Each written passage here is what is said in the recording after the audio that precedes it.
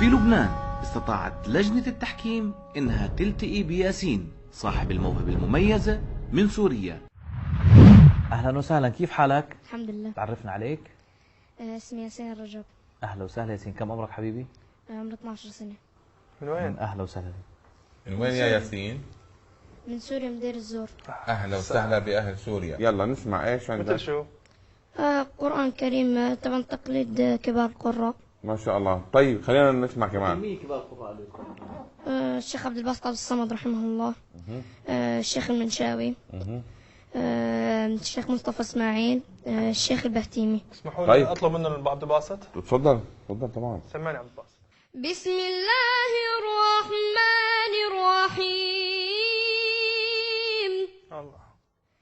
إذا الشمس كورت وإذا النجوم انكدرت وإذا الجبال سيرت وإذا العشار عطلت وإذا الوحوش حشرت وإذا البحار سجرت وإذا النفوس زوجت وإذا الموءودة سئلت بأي ذنب قتلت. الله ما شاء الله أكبر. عليك. صدق ما الله شاء الله العظيم. عليك. ما شاء الله عليك. أحسنت ما شاء الله. ننتقل للمنشاوي. يلا نسمع كمان نشاوي. تفضل يا ياسين. بسم الله الرحمن الرحيم. قاف والقرآن المجيد. بل عجبوا أن جاءهم منذر منهم فقال الكافرون هذا شيء عجيب. فقال الكافرون هذا شيء عجيب أإذا متنا وكنا ترابا ذلك رجع بعيد. أحسنت ما شاء الله عليك.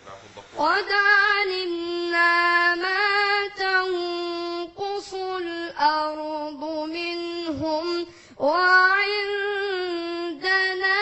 كتاب حفيظ. صدق الله العظيم. أحسنت. ياسين أنت مبدع ما شاء الله عليك يعني، وسحرتنا بصوتك وبأدائك وما خليت لنا حكي بصراحة. ياسين أنت إن شاء الله لك مستقبل، يعني أعتقد الموهبة اللي عندك حاليا كثير من الفنانين والمطربين والمغنيين والمنشدين ما وصلوا لها كثير، تمام؟ وأعتقد هذه الموهبة هي من ربنا، فسبحان الله اللي بيخلق أصوات بتخلي الإنسان فعلا يسبح ربنا عليها. أنت عندك مزمار يا ياسين، مزمار من مزامير آل داود، الله يبارك لك. هلا يعني ما شاء الله عليك. بدي اياك بس هيك تسأل الله انه يديم عليك هالنعمة، لانه هي نعمة لازم تشكر عليها الله كثير. وما تستخدم عز وجل على هاي الموهبة وهذه النعمة يكون بأنك تستخدمها فيما يرضي الله عز وجل. ماشي؟ بدك تبيض انت ان شاء الله انك تكون فعلا كنز وشرفتنا. بعد ما اللجنة اعطوك بر وبر وبر، ثلاثتنا نقول لك انت بر. تفضل حبيبي، تفضل.